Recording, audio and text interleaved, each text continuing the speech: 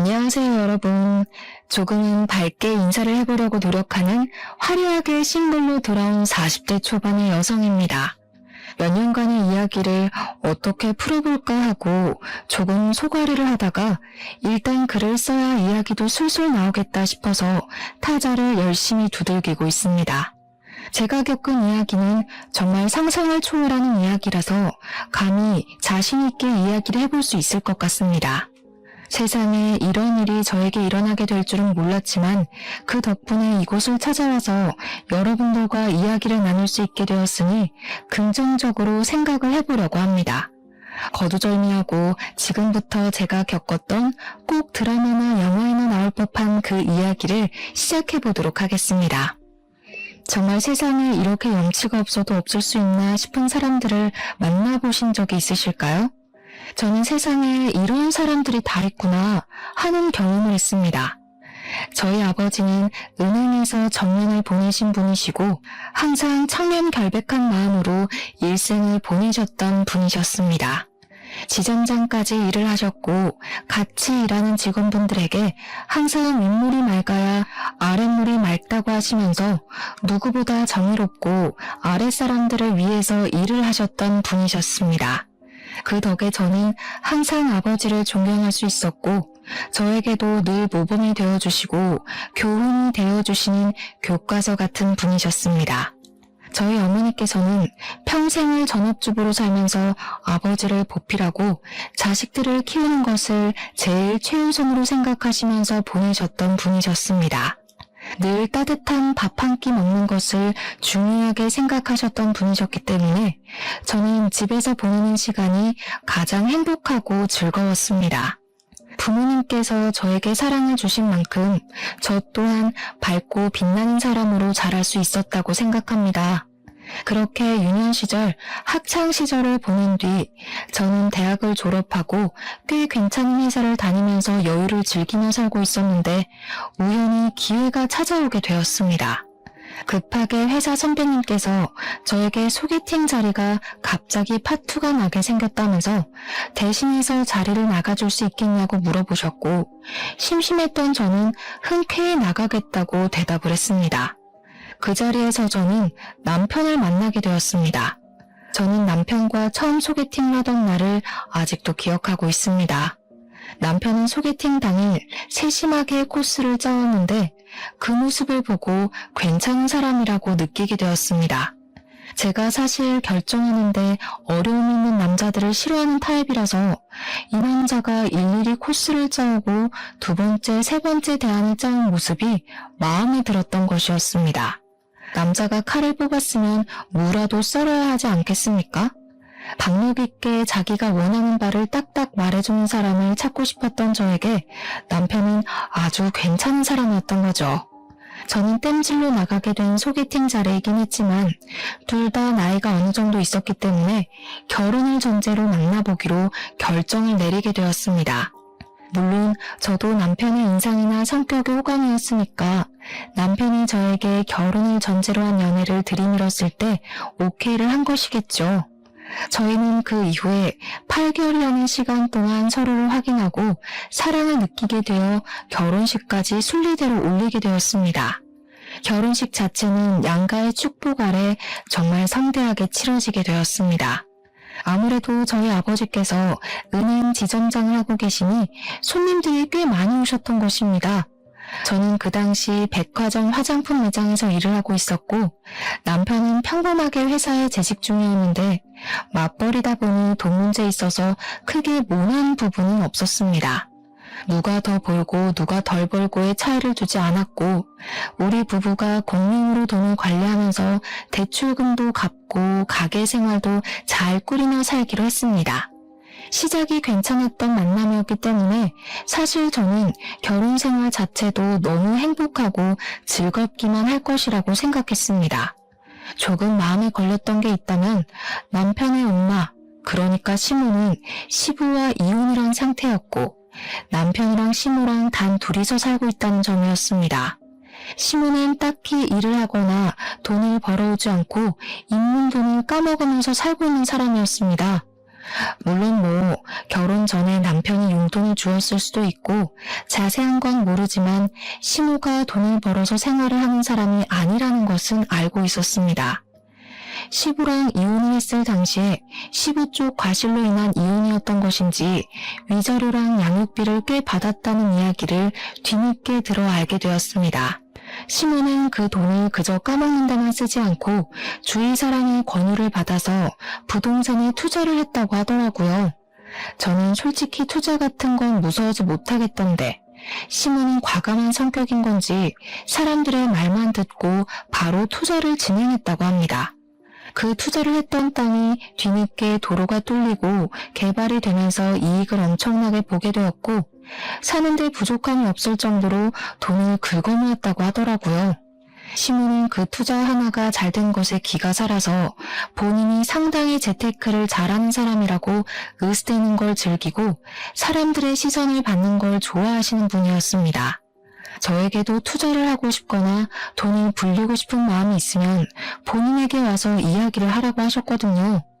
하지만 제대로 공부한 사람도 아니었고 은근 팔랑귀인 부분이 있어서 주위에서 이게 괜찮다더라 하면 일단 투자를 하고 보는 리스크가 많은 투자를 하는 분이셨습니다.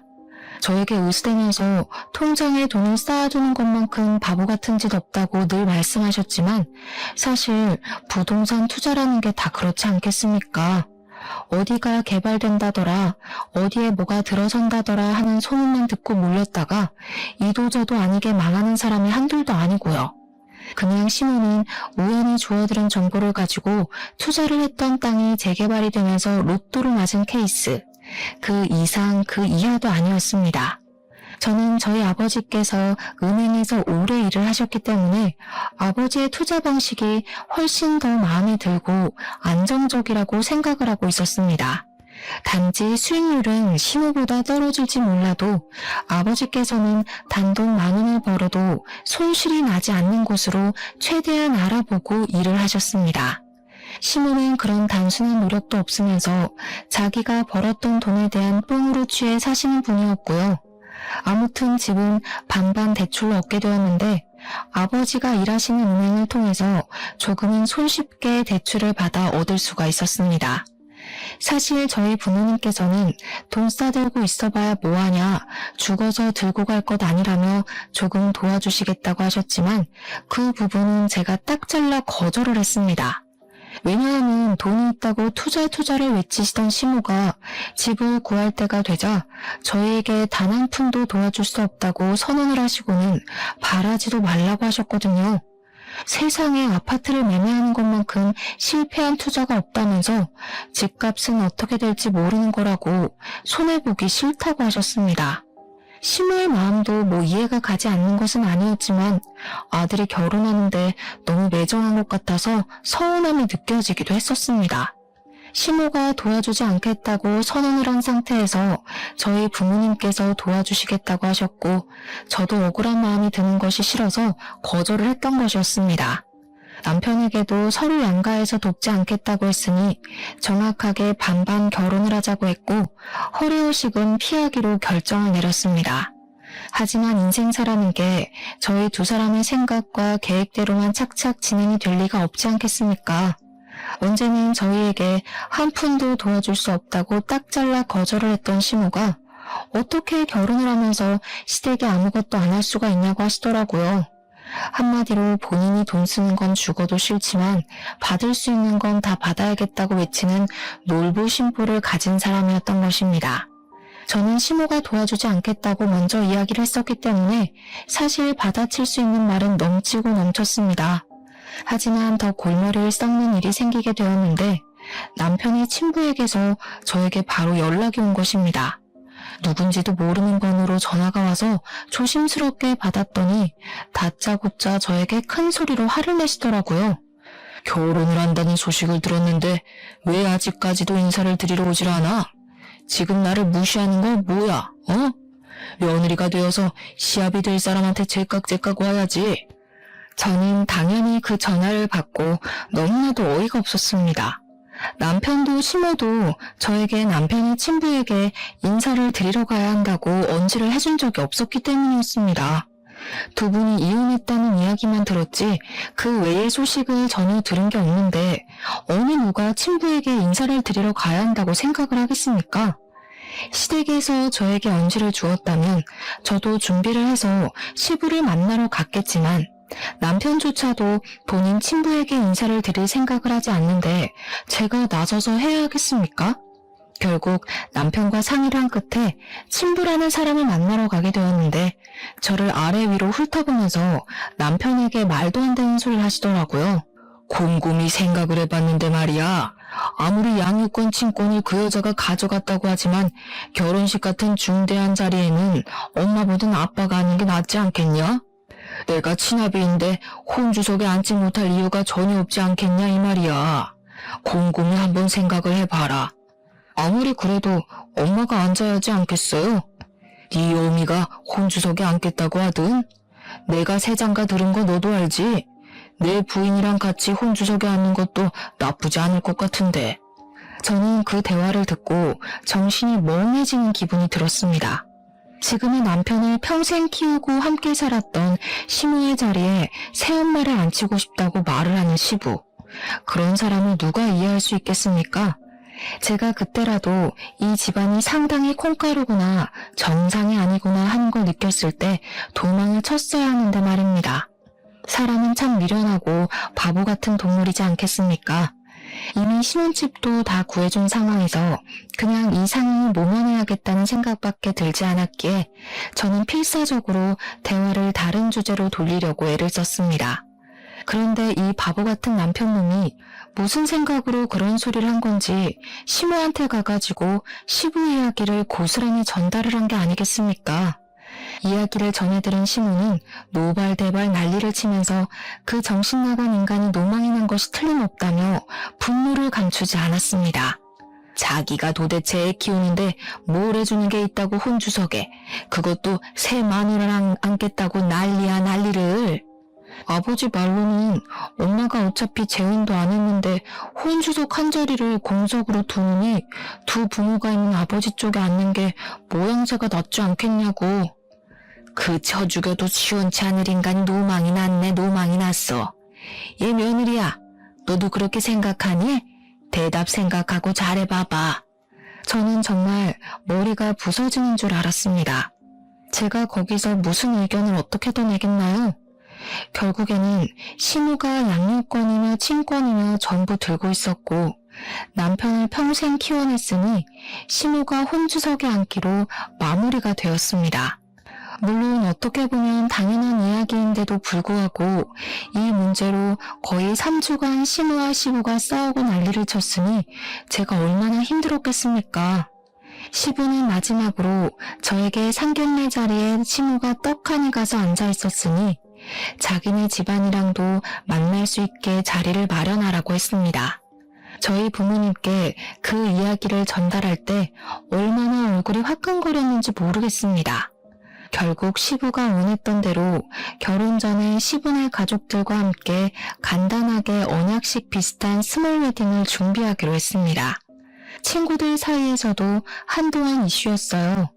같은 남자랑 2번 결혼한 여자가 되어버린 거니까요. 부끄럽긴 했지만 그때까지만 해도 긍정적으로 생각을 하려 애를 썼습니다.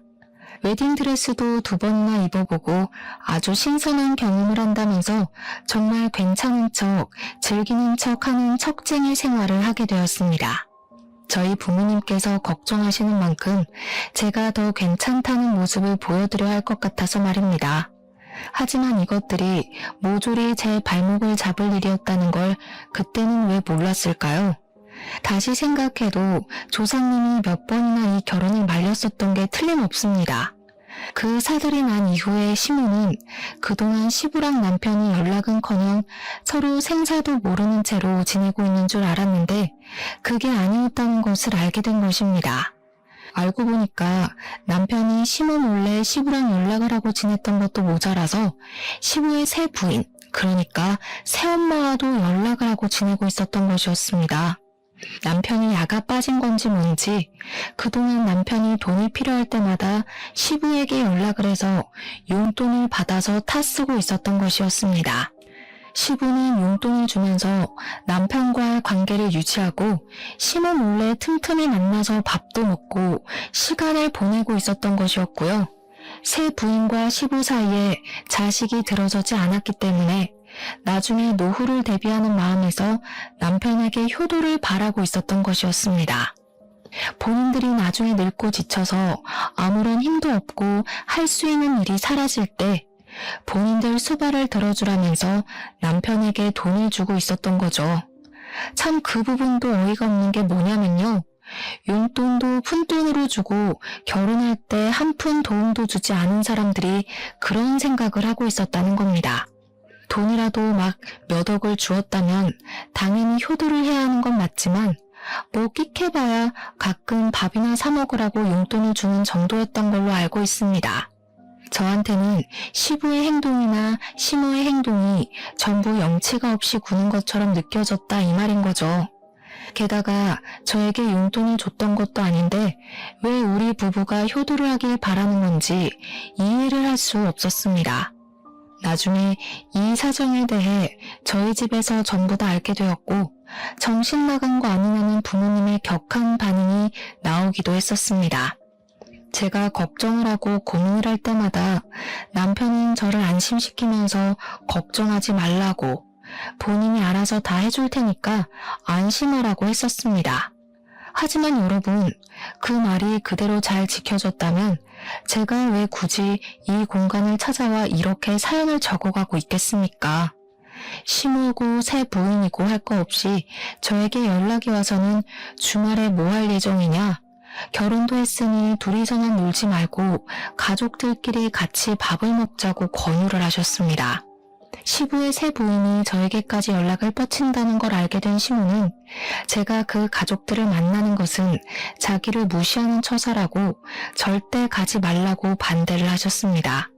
사실 반대를 안 하셨어도 안 갔을 자리이긴 하지만 그 핑계를 대면서 시모는 주말에 저희 집에서 늘어붙기 시작하셨습니다. 아침에 찾아와서 오늘 어디 나갈 예정이냐 아니면 집에 있자 하시고는 제가 누구랑 연락을 하는지 꼼꼼하게 살펴보셨습니다. 저희 부모님께 이 고충을 토로했더니 제 걱정에 밤에 잠이 안 온다고 하시더라고요. 참 제가 못난 딸이죠. 신혼생활을 시작한 이후에 주말에 시모가 저희 집에 찾아오지 않는 날이 없을 정도로 매번 저희 신혼집을 방문하셨습니다. 이유는 뭐 당연히 시부와 새 부인을 만나지 말라는 명목이었으나 실상은 조금 달랐습니다. 주말마다 저희 집에 와서 살림에 참견을 하고 저를 못 시켜 먹어서 안달이 난 사람처럼 구는 것이 아니겠습니까? 예, 우리 아들이 얼마나 집에서 밥을 잘 먹고 다니는지 궁금해 죽겠으니까 밥이나 한번 거하게 차려봐라. 아니 그나저나 얘야, 집안 꼴이 도대체 이게 뭐니? 여자가 바깥일을 한다고 해도 청소는 잘하고 살아야 하지 않겠니? 이것부터 치워봐라. 그리고 집에 어떻게 과일이 하나도 없을 수가 있어. 우리 아들이 과일을 얼마나 좋아하는데. 물론 제가 맞벌이라는 이유로 집안 청소를 게을리한 것도 인정을 하고요. 제가 과일을 별로 좋아하지 않아서 사다 놓지 않은 것도 인정을 하는 부분입니다. 하지만 청소는 남편이 해도 상관없는 부분이고 더군다나 자기가 먹고 싶으면 사다 먹으면 되는 거 아닌가요? 저에게는 기준과 잣대를 두고 이야기를 하는 시모가 이해가 가지 않았고 그런 잔소리를 더 이상 듣고 싶지 않았습니다. 결국 이런 생활이 3개월 동안 내내 반복이 되자 저도 더 이상은 참을 수가 없어서 시모에게 냅다 소리를 지르면서 이야기를 했습니다. 그리고 시모에게만 해봐야 소용이 없다는 것을 깨닫고 시부에게도 연락을 드려서 말을 하게 되었습니다. 제가 한 이야기의 요점은 결혼식 혼주석에 앉은 게 시모이듯 남편을 평생 키운 사람은 시부가 아니라 시모인 건 틀림없다. 그러니까 우리가 최소한의 도리만 하고 살 수 있게 서로 양해를 해달라는 말이었습니다. 시모가 계속 시부에게 신경을 곤두세우니 가운데서 새우등 터지는 건 저뿐이었거든요. 제가 언제까지 양쪽의 눈치만 보면서 살 수는 없지 않겠습니까? 시모와 시부한테도 서로 알아듣게 잘 이야기를 했으니 주말에는 제발 집에서 가만히 시체처럼 쉴 수 있게 도와달라고 읍소를 했습니다. 정말 저희 부모님께도 그렇게 애원을 해본 적이 없는 것 같은데 말입니다. 제 말은 서로 제발 신경을 곤두세워서 누구한테 더 잘하는 만에 이런 소리 하지 마시라는 거예요. 저희도 이제 부부간의 생활을 시작하게 되었으니 존중해 주셨으면 좋겠습니다. 저희 부부 맞벌이로 일을 하고 있는데 저도 쉴 시간이 필요하다고요. 제가 백화점 화장품 브랜드 매장에서 일을 하고 있었기 때문에 사실은 평일보다 주말이 더 바쁜 직종이긴 했습니다. 그런데 제가 연차가 많이 쌓여 있어서 휴무일 조정이 쉽고 신혼부부라서 주말에 쉴 수 있게 배려도 받았단 말입니다. 하지만 시모가 매번 그렇게 찾아와서 저를 감시하고 있는데 어떻게 쉬겠습니까? 차라리 출근을 해야겠다는 생각이 들 정도였습니다. 백화점이라는 게 1년 365일 쉬지 않고 돌아가는데 오죽하면 출근을 해서 일을 하는 게 낫겠다고 생각을 하겠냔 말입니다. 제가 전화로 난리를 치우자 결국 시모도 시부도 저한테 불만이 쌓인 채로 휴전 아닌 휴전을 하게 되었습니다. 그 난리 이후에 저는 다시 평화를 찾게 되었고 참는 게 정답이 아니라는 걸 알게 되어서 불만이 있으면 바로바로 말을 하는 사람으로 변하게 되었습니다. 시모가 그 이후에도 가끔은 저희 집에 찾아와서 트집을 잡곤 했는데 그러면 저도 바로 시댁으로 달려가서 시모의 집에 트집을 잡았습니다. 시모가 저희 집에 와서 괜히 커튼을 만지작거리면서 이게 무슨 색이냐, 인테리어를 망친다, 색 누가 골랐냐 하며 제가 고른 거 뻔히 알면서 이야기를 하시대요. 저는 그런 치졸한 모습으로 구는 시모가 어이가 없어서 다음날 바로 퇴근하자마자 시댁으로 찾아갔습니다. 어머님, 다시 보니까 소파 색깔이 영 칙칙한 게 별로네요. 재질도 별로인 것 같고. 집이랑 너무 안 맞는 거 아니에요? 싸구려를 사셨나? 우리 시모가 졸부이다 보니까 뭐든 비싼 게 최고라는 생각으로 사시는 분이셨거든요. 당연히 소파도 최고급 소파일 게 분명했지만 일부러 시모 들으라고 싸구려를 강조하면서 이야기를 했습니다. 시모가 가전으로 트집을 잡으면 저도 가서 일부러 독일제 주방기구를 보고 이거 중소기업 거냐고 깎아내리기도 했고요. 저희 시모가 몸집이 조금 뚱뚱하게 있는 편인데 저는 사실 시모보다 키도 10cm나 크고 몸도 호리호리하게 마른 편이거든요. 시모는 그게 또 은근히 비교가 되고 불만이 오는지 자꾸 본인이 안 입는 옷을 저에게 막 주는 겁니다. 저랑 허리 사이즈부터가 다른데 일부러 자기한테는 커서 못 입는 옷이라고 하면서 저에게 사이즈 딱인 것 같다고 가서 입으라고 쥐어주셨습니다. 하도 제 몸을 가지고 후려치시길래 처음에는 그냥 웃기고 말았는데 계속 저러니까 저도 슬슬 짜증이 나더라고요. 어머님, 이거 딱 보기에도 사이즈가 안 맞아 보이지 않으세요? 어머님 보는 눈이 진짜 없으시다. 저 허리 27 사이즈 입어요. 어머님은 넉넉한 거 찾으셔서 고무줄 바지만 입으시잖아요. 저 이거 안 맞아요. 혹시 이거 한번 입어보신 거 아니에요? 허리가 늘어난 것 같아서요. 은근히 야들야들하게 굴면서 시모를 깎아내리니까 처음에는 시모도 발끈하면서 저한테 난리를 치더니 나중에 가서는 제가 별로다 하니 권하지 않으시더라고요. 저한테 타격을 주는 것보단 본인이 타격을 입는 게 더 많다고 생각이 들었는지 옷을 권하지 않으시는데 참 무슨 심보인지 이해가 가질 않았습니다. 그렇게 결혼 생활에 날을 세운 지도 2년이라는 시간이 지나가고 어느 날 친정아버지께서 정년퇴직을 하시게 되었습니다. 정년퇴직을 한 이후에는 퇴직금을 넉넉하게 받았기 때문에 그 돈을 어떻게 굴릴까 고민을 하시다가 친구분과 사업을 시작하셨습니다. 마스크 사업을 시작하시게 되었는데 그 이후에 전염병이 크게 돌면서 마스크 대란이 일어나게 되었던 것입니다. 아버지의 사업은 갑자기 급성장을 하게 되고 공장을 24시간 돌리면서 뽑아낸 마스크들은 불티나게 팔리기 시작했습니다. 오죽하면 24시간을 돌려도 수량을 맞추지 못할 만큼 바빠졌습니다. 아버지의 마스크는 퀄리티가 좋아서 단가가 조금 있었음에도 불구하고 없어서 못 파는 수준이 되었습니다.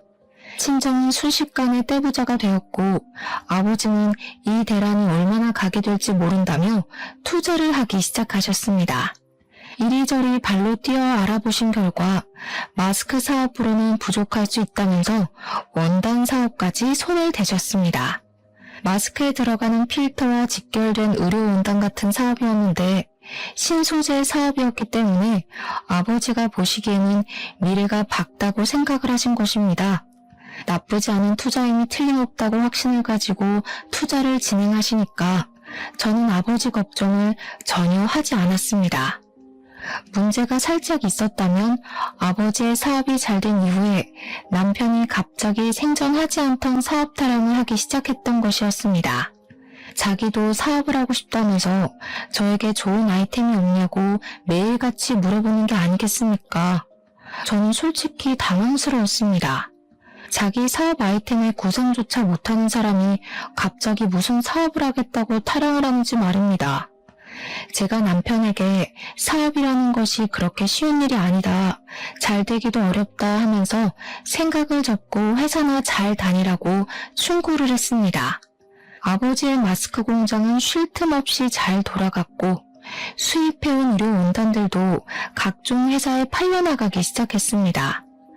마스크뿐만 아니라 아이들 의복에도 들어가기 시작했고 아버지는 점점 은행에 다니던 시절보다 더 바쁘게 움직이셔야만 했습니다. 아버지의 사업이 잘 되면 잘 될수록 남편은 자기도 잘할 수 있을 것 같다며 이유도 모를 자신감에 휩싸이기 시작했습니다. 그러더니 우리 아버지를 찾아가서는 부자재 사업이 하고 싶다는 식으로 말을 했다고 하더라고요. 아버지께서는 그쪽 일은 잘 모른다고 하시면서 부자재는 박리담이 아니냐, 초기 투자 비용도 만만치 않다고 말씀을 하셨답니다. 아무리 그래도 직장인인 최고 아니겠소? 사업하면 바쁘기도 하고 신경 쓸 게 한두 가지가 아니라네. 남의 돈 받아서 먹고 사는 게 얼마나 힘든 일인지 사업은 신중하게 생각해야 돼. 장인어른도 그 나이에 그렇게 성공을 하셨는데 저희는 제가 안 될 이유가 있겠습니까? 남편은 그 자신감이 점점 커지기 시작했고 저에게 뜬금없이 자기가 사업을 해야겠다고 하면서 한 달 생활비가 얼마나 드는지 혼자 계산기를 두들기더라고요. 제가 회사를 그만두기만 해보라고 절대 안 된다고 일을 드러내고 으르렁거렸지만 남편은 사업에 대한 미련을 접지 못했습니다. 한술 더 떠서 시모가 글쎄 남편에게 남자가 사업하면 좋지 않겠냐고 투자를 해주겠다고 선뜻 말씀을 하셨습니다. 아니 투자를 할 돈이 있으면 우리 집 대출금이나 좀 갚아주지 말입니다.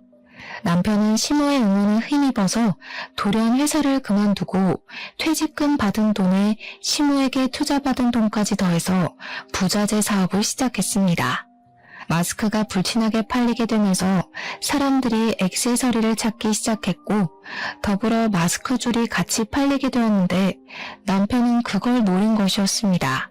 처음에는 투자받은 돈으로 열심히 공장을 돌려서 마스크 줄을 대량 생산을 하기 시작했는데 그게 맘처럼 쉽게 잘 되지 않았습니다. 그러다 보니 있는 돈은 자꾸 까먹게 되고 우리 집 대출금이며 생활비며 제가 버는 돈으로 해결해야 하는 건 안 봐도 비디오로 재생되시죠? 하지만 여러분들도 대충 알다시피 백화점 화장품 판매 사원이 돈을 벌어봐야 얼마나 벌겠냐 이 말입니다. 시간이 흐르면 흐를수록 생활비가 점점 부족해지기 시작했고 저는 남편에게 제발 사업에 그만 눈을 돌리고 직장 생활하면서 돈을 벌어오라고 부탁을 했습니다. 그런데 제가 그 말을 할 때마다 시모가 계속 참견을 하면서 저에게 핀잔을 주시는 게 아니겠습니까? 남편이 하는 일에 도달지 말아라. 어디 여자가 남자 바깥 일에 신경을 쓰고 그러니? 알아서 잘 하겠지. 우리 아들이 얼마나 똑똑한 아인데 떼부자가 하루아침에 되냐? 결국 저는 몰려드는 압박과 쉴 새 없이 빠져나가는 돈 때문에 생활비가 부족해지는 위기에 봉착했고 대출금을 갚기 위해 아버지께 돈을 빌려야 했습니다. 그런데 아빠가 제 사정을 전부 들으시고는 아주 단호하게 그런 말을 하시더라고요.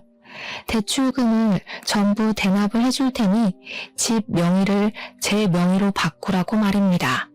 남편과 상의를 해보고 진행을 해야 할 것 같아서 집에 돌아와서 아버지가 저에게 해준 말씀을 전달을 했더니 남편의 표정이 오묘하더라고요. 남편은 사업이 만만치 않음을 느끼고 좌절해가고 있었던 시점이었는데 아버지께서 집 대출금을 전부 갚아준다고 하니까 명의 따위 바꾸는 게 뭐가 대수냐고 당장 하라고 하더라고요. 그 이야기를 들은 시모만 뾰루통에 있었습니다. 대출금 갚아주신다니까 감사하긴 한데 명의는 왜 바꾸라고 하시냐? 누가 그 집 홀라당 까먹는다냐? 또 모르죠. 나중에 집 담보대출이라도 잡히면 큰일이지 않겠어요? 그 뒤로는 시모 말도 깡그리 무시했죠 뭐. 시모고 시부고 집 갚는데 돈 한 푼 안 보탠 사람이 무슨 할 말이 많다고 그렇게 참견을 해대는지. 아무튼 남편의 사업은 1년 가까이 침체기를 맞이하다가 아주 예상도 못한 시점에 갑자기 대박이 터지게 되었습니다. 그건 바로 남편이 외국의 캐릭터의 액세서리를 무리하게 계약을 해가지고 국내에 들여오게 되었는데 정말 뜬금없는 타이밍에 그 캐릭터가 인기를 얻게 된 것입니다.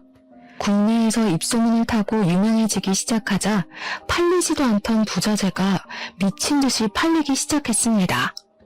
남편은 마스크줄 판매를 바로 접고 그 캐릭터의 액세서리 위주로 공장에서 물건을 찍어내고 납품을 시작하게 되었습니다. 사업이라는 게 정말 한 치 앞도 예상할 수 없는 일이더라고요. 남편의 사업이 언제 침체기를 겪었냐는 듯이 갑자기 승승장구를 하게 되었습니다. 근데 우리 남편이 그 캐릭터를 무리해서 계약했을 당시 돈이 없어서 우리 아버지에게 투자금을 빌린 적이 있었습니다. 저는 아버지에게 이 사람이 다시 직장에 다니는 것이 좋겠다, 도와주지 말라고 이야기를 했었는데 아버지는 사업을 시작했으면 실패도 겪어봐야 성장하는 법이라고 하셨습니다. 그래서 꽤 큰 돈을 턱 빌려주셨는데 그 돈이 무려 2억이나 되었습니다. 그 캐릭터가 사실 해외에서도 그다지 인기가 있었던 캐릭터는 아니라서 부자재를 거의 독점으로 들여오는데 그 돈이 필요했던 것입니다. 그걸 아버지한테 빌려서 계약을 하게 되었는데 이젠 뭐 그 돈을 갚고도 남을 만큼 매출이 훌쩍 뛰게 되었습니다. 그런데 정말 반전으로 그때 저희 아버지의 사업이 갑자기 내리막길을 걷게 되었습니다. 아버지께서 신소재 쪽으로 완전히 눈을 돌렸는데 대기업에서 아버지의 사업 아이템을 훔쳐서 장사를 하기 시작한 것입니다. 대기업을 어떻게 개인 사업자가 이길 수 있겠습니까? 거래처는 물론이고 홍보며 소재 개발까지도 싹 대기업에 빼앗기게 되었습니다. 그때쯤 마스크 사업도 공장들이 풀가동을 하면서 수요가 확 줄게 되었고요. 아버지의 사업이 크게 휘청하게 되었는데 남편의 사업은 나날이 고공행진을 하고 있었습니다. 남편은 독하게도 남편의 공장이 아닌 다른 공장에서 카피해서 판매를 하는 그 캐릭터들을 전부 신고해서 완전히 시장을 독점하고 있었습니다. 인터넷에서 판매되고 있는 짝퉁 제품들을 하나하나 찾아서 신고를 하고 판매 중지를 걸고 있었던 것입니다. 그러면서 남편은 사업이 잘 될 줄 알고 있었다면서 다 자기 능력이라고 말을 하고 다니며 마치 투자에 성공한 시모처럼 으스대고 있었습니다. 허구한 날 무슨 술을 그렇게 마시고 다니는 건지 사실 남편의 사업은 부자재 사업을 하는 거라 그다지 뭐 접대할 일도 없었습니다. 그럼에도 불구하고 무슨 맨날 접대를 하러 다닌다고 하면서 집에 늦게 들어오는 건 물론이고 매일같이 술에 취해서 개가 되어 들어왔습니다. 저는 그런 남편을 잡고 부탁을 했습니다. 지금 우리 아버지의 사업이 많이 힘들다고 하는데 돈을 좀 빌려주면 안 되겠냐고 말입니다. 사실 남편도 저희 아버지에게 투자금을 빌린 게 있으니 갚아야 하는 게 도리 아니겠습니까? 그러자 남편은 자기도 많이 버는 것 같지만 직원들 월급 주고 하면 남는 게 없다면서 조금만 더 기다려보라며 자리를 회피하길 반복하더라고요. 아버지의 공장이 굴러가고 있긴 했지만 자꾸만 적자가 나는 상황이었고 결국에는 공장을 정리해야 할 것 같다고 이야기를 하셨습니다. 그래도 그간 투자가 불려놓은 재산이 있어서 크게 망하고 빚이 생기고 한 것은 아니었지만 저는 마음이 정말 너무 안타까워 어쩔 줄을 몰랐습니다. 남편에게 일부라도 투자금을 상환해 주기를 부탁하기도 했었습니다. 2억이 갑자기 생기면 부모님의 노후 자금으로 충분할 것 같다고 생각을 했기 때문에 남편을 붙잡고 진지하게 이야기를 한 것입니다. 남편은 알겠다고 하면서 매달 돈을 갚아 나가겠다고 약속을 했는데 참 나중에 아버지께 들어서 알게 되었습니다. 우리 남편이 투자금을 갚겠다고 하면서 매달 50만 원이라는 돈을 보냈다는 것입니다. 거기서 저는 이성을 잃었죠. 시모는 본인 아들이 매달 50만 원을 보내는 것에 감사할 줄 알아야지 가족들끼리 돈 문제로 얼굴 붉히고 따지는 게 아니라는 식으로 말을 하시더라고요. 저는 남편이 우리 아버지에게 빌린 돈을 갚아야 하는 건 당연한 거다. 어려울 때 도움을 받았으니 우리 아버지 사업이 어려울 때 도와야 하는 거라고 했습니다. 하지만 시모는 저의 그런 생각 자체가 틀려먹은 것이라고 이야기를 하는 것이 아니겠습니까? 하루는 시모가 우리 집에 참견을 하러 오셨다가 지갑을 두고 가시는 바람에 제가 시모의 집으로 오랜만에 방문을 하게 되었습니다. 사실 지갑만 두고 나오려고 했는데 현관에 있던 주문이 바뀐 걸 보고 의아해서 집으로 들어가게 되었습니다. 저 정말 너무 깜짝 놀랐잖아요. 시모네 집 가구며 가전이며 전부 새 걸로 싹 바뀌어 있었거든요. 어머님, 이게 다 뭐예요? 집 인테리어가 싹 바뀌었네요. 그러니까 시모가 갑자기 동공이 막 흔들리면서 너무나도 당황을 하시는 게 아니겠습니까? 그냥 바꿨으면 바꿨다고 하면 되는데 말입니다. 그 순간 저에게 촉이라는 게 싹 꽂혀 들어왔는데 냉장고, TV, 공기청정기, 세탁기, 건조기, 청소기 전부 새 것으로 바뀐 게 시모가 무슨 돈이 있어서 이걸 다 샀나 싶더라고요. 물론 시모도 바꾸려면 한 번에 바꿀 재력이 없는 건 아니지만 평소에 가전 바꾸는 것에 그다지 신경을 쓰지 않던 분이셨거든요. 이거 혹시 전부 남편이 바꿔준 거예요? 아니, 우리 아들이 혼자 사는 내가 적적해 보인다고 사줬다 왜? 너무 당당하게 이야기를 하시는데 우리 아버지한테는 돈 없다고 한 달에 고작 50만 원 보내는 주제에 몇백, 아니 몇천만 원을 줘가면서 시댁 가구를 바꿔준 게 말이 됩니까? 그것도 멀쩡하게 잘 쓸 수 있는 상품들을. 죄다 새 걸로 교체를 했다는 게 사치 그 이상도 이하도 아니게 느껴졌습니다. 저는 그때 남편에게 정말 조금 남아있던 정까지 모두 다 털려버렸습니다. 저는 바로 친정으로 찾아가 이 모든 사실을 이야기를 했습니다. 아버지, 나 이혼하고 싶은데 지금 살고 있는 집 명의가 제 명의지 않겠어요? 그러니 이혼하고 이 집 팔아서 아버지 사업 급한 불을 끄면 어때요? 아버지께서는 제가 이혼하고 싶어하는 이유에 대해 쭉 들어보시더니 곰곰이 생각을 하기 시작하셨습니다. 한참 뒤에 벌떡 일어나셔서 저에게 무슨 종이를 하나 내밀면서 도저히 괘씸해서 안 되겠다고 이대로 이혼만 하면 억울하지 않겠냐고 하시더라고요. 그 종이를 읽어보니까 변호사 공증까지 받은 차용증이 아니겠습니까? 자세한 내용에는 남편에게 빌려주었던 돈에 대한 차용증과 그 투자금을 갚지 못할 경우 남편의 회사에 지분을 행사할 수 있다는 공증이 적혀 있었습니다. 애초에 사업을 허투루 하지 않으시는 아버지의 성격이 고스란히 묻어나는 대목이기도 했습니다. 어떤 경우가 올지 몰라서 미리 그 지분에 대한 영향력을 행사하겠다고 변호사 공증을 받아놓으셨고 사업을 처음 시작한 남편은 뭣도 모르고 도장을 찍은 겁니다. 아버지께서는 그동안 딸의 집안 살림살이에 보탬이 되길 바래서 그동안 권리 행사를 할 생각을 하지 않았던 것이라고 하셨습니다. 하지만 이혼을 이야기한 마당에 이런 것이 다 무슨 소용이냐고 지켜만 보고 있을 순 없다고 하셨습니다. 그러더니 남편에게 친정으로 오라고 부르셨고 이 모질이 같은 남편은 상황 파악도 전혀 하지 못하고 친정에 와서 떵떵거리더라고요. 제가 월 50만 원 드리는 걸로 부족해요? 사업 실패할 걸 생각하시고 움직이셨어야죠. 어떻게 마냥 사업이 잘 되기만 하겠어요? 미리미리 대비를 하셨어야지. 제가 그 말에 너무 화가 나서 부들부들 떨고 있는데 저희 아버지께서는 태연자약하게 이야기를 하시더라고요. 우리 딸이 자네랑 이혼을 하겠다고 하는데 내가 자네의 만행을 언제까지 지켜봐 줄 수 없지 않겠나? 이거 기억나지? 그러면서 미리 준비해 두셨던 차용증 서류를 꺼내서 남편의 얼굴 앞에 떡하니 들이미셨습니다. 남편이 그걸 읽더니 무척이나 당황해하면서 머리를 긁더라고요. 저도 기억이 나긴 하는데요. 이것도 당장 갚을 돈이 있어야지 갚지 않겠습니까? 아시다시피 저도 매달 50만 원 드리는 게 버거워서요. 갑자기 태도를 바꾸는데 헛웃음이 나더라고요. 이렇게 염치도 없고 눈치도 없는 새끼랑 그 시간을 어떻게 버티며 보낸 건지 참으로 제가 미련스럽고 바보같이 느껴졌습니다. 아버지께서는 오히려 여유롭게 남편에게 이야기를 하셨습니다. 그럼 내가 사업에 대한 권리를 찾아오는 수밖에 없겠구먼.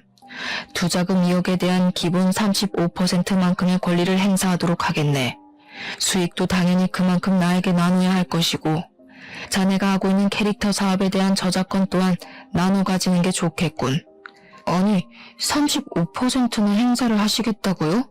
자네 처음 사업할 때 얼마 들고 했나? 내가 투자해준 2억이 거의 반 이상이라고 알고 있는데 말이야. 내가 35%로 정한 것도 우리 딸을 위해서 했던 거지. 말마따나 내가 그 회사의 반 이상의 지분을 가져도 자넨 할 말 없어. 남편은 아버지께 시간을 조금 더 달라고 이야기를 한 뒤 저를 보면서 집에 가자고 일어나라고 하더라고요. 이 눈치 없는 새끼는 귓구멍이 막힌 건지 불과 몇 분 전에 제가 이혼하겠다고 말을 했던 건 듣지도 않았나 봅니다. 내가 당신을 왜 따라가? 나 이혼할 거라니까. 그리고 그 집도 내 집인 거 알지?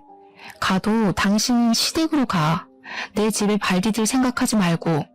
남편이 씩씩거리면서 친정을 나섰고 그 이후에 며칠 동안 변호사를 만나서 아버지께 돈을 주지 않을 방법을 찾으러 다니는 것 같았습니다. 그런데 남편이 이미 인간도전까지 꽝꽝 찍은 마당에 무슨 별다른 방법이 존재할 리 없지 않겠습니까? 아버지께서는 더 기다려주지 않고 바로 추심에 들어가기 시작했고 법적 공방이 지지부진하게 이루어지다가 결국에는 남편이 아버지께로 돈을 배분하라는 판결이 나왔습니다. 한번 그런 판결이 나오니 저작권에 대한 권리까지 아버지께 일부 양도가 되었습니다. 그 사이에 저는 남편이 그냥 두고 보지 않고 바로 이혼 소송에 돌입을 했고요. 그 소식을 전부 전해들은 시모는 저를 찾아와 제 멱살을 잡아 올렸습니다. 배은망덕하게 여태 같이 살아준 남편을 배신하고 돈독이 올라서는. 그 말에 너무 열이 받은 저는 시모의 멱살을 같이 잡아 올렸습니다. 제가 그렇게 힘이 셀 거라고 예상을 못한 건지 시모는 놀라서 어쩔 줄 몰라 하더라고요. 지금 누가 누구 보고 배은망덕을 입에 올리는 겁니까?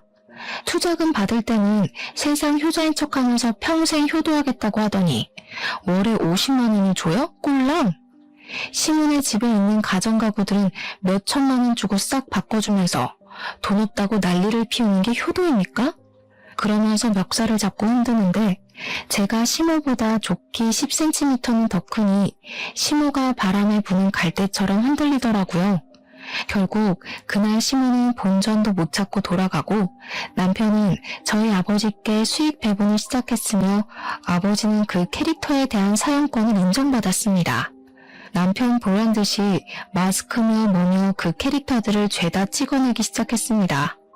거기다가 일부러 다른 업체들이 사용할 수 있도록 저작권의 다중계약을 찍어내기 시작했습니다.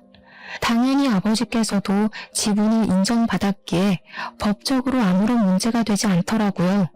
당연히 이쪽 저쪽 업체마다 아버지께 연락이 와서 캐릭터의 사용권에 대한 계약을 하기 시작했고 시장에 별로 풀리지 않았던 상품들이 마구잡이로 쏟아지기 시작했습니다. 공급되는 양이 늘어나니까 당연히 남편의 사업권 또한 똥값이 되었습니다. 아버지께서는 그 틈에 사업을 전부 정리하셨고 저 또한 값이 오른 신혼집을 팔아서 정리하고 친정으로 들어왔습니다. 전부 다 정리를 마치고 나니까 직원들 퇴직금을 전부 정산해주고도 넉넉하게 먹고 살 만큼의 돈이 남더라고요. 남편은 그 이후에 점점 입지가 좁아지기 시작했고 캐릭터 사업으로 인해 갑질을 했던 부분으로 인해 사업에 차질이 생겼습니다. 남편의 사업이 빚더미에 앉자 시모가 땅 투기를 해서 벌어두었던 돈까지 모두 날렸다고 하더라고요. 시부는 당연히 손댔고요. 사람의 은혜를 받았으면 당연히 베풀 줄도 알아야 하는 것 아니겠습니까? 염치도 없는 인간들이 제대로 벌받은 거죠. 개구리 올챙이적 시절 기억 못한다고 남편과 시모가 결국 이사달이 나서 쫄딱 망할 줄 알았습니다. 제 속이 시원해지고 나니까 이렇게 속풀이 사연도 올려볼 수 있게 되었네요. 모쪼록 평안한 하루 보내시고 받은 게 있으면 그만큼 베풀 줄도 아는 여러분이 되길 바라면서 이만 글을 줄이겠습니다.